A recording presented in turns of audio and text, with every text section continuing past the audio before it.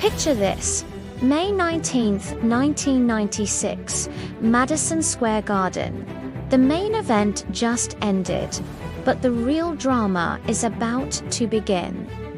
Four wrestlers, two supposed heroes and two villains, stand in the middle of the ring. They hug, they raise each other's hands. In front of a shocked live audience, they break the cardinal rule of professional wrestling. They break character. This moment would become famously known as the Curtain Call, and it would change the course of wrestling history, especially for one man, Hunter Hearst Helmsley, the man we now know as Triple H. So, who were these guys? They were the Kliq, a powerful backstage group made up of Shawn Michaels, Kevin Nash, Scott Hall, and Triple H. They were best friends in a business built on rivalries. But that night in MSG was a farewell. Nash and Hall were leaving WWE for their rival, WCW. The match was Shawn Michaels versus Diesel, Kevin Nash's character. After the match, Razor Ramon, Scott Hall's character, came out, followed by Triple H, and then the unthinkable happened. The four friends shared a group hug in the center of the ring, shattering the illusion they had spent years building. Fans were confused. The internet was still in its early days, so most people didn't know these on-screen enemies were real-life best friends. But backstage, Vince McMahon, the chairman of WWE, was furious. This public display had exposed the inner workings of his company. Someone had to be punished. But who?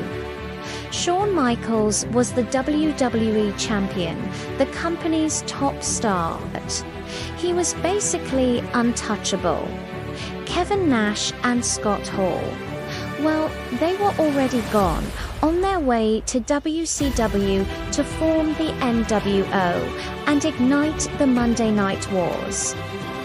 That left only one person to take the fall, the newest member of the Kliq, the blue-blooded aristocrat Hunter Hearst Helmsley, and the punishment was severe. Triple H was originally scheduled to win the 1996 King of the Ring tournament.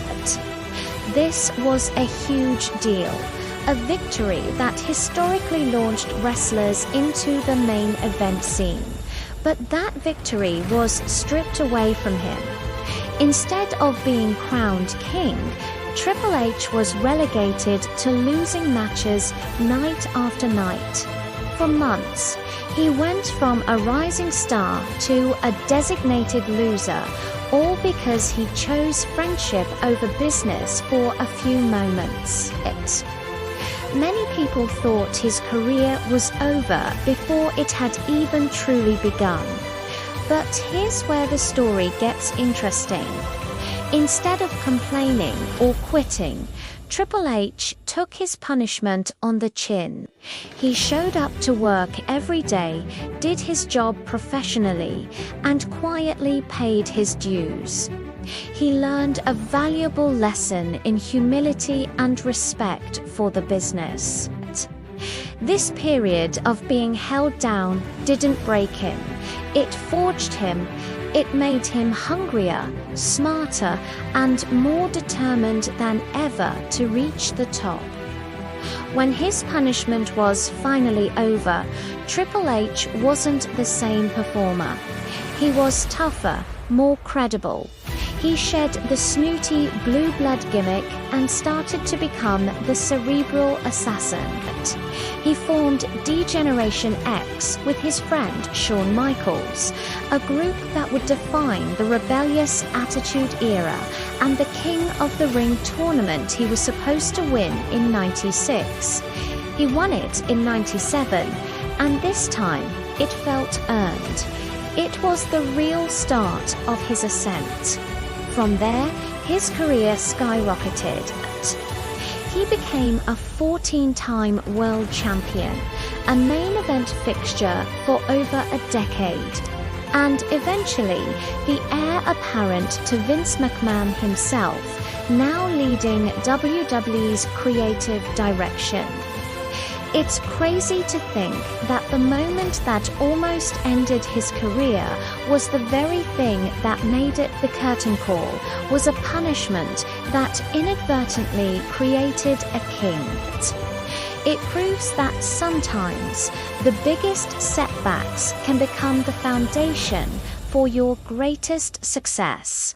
Thanks for watching, and if you enjoyed this piece of wrestling history, make sure to like and subscribe for more.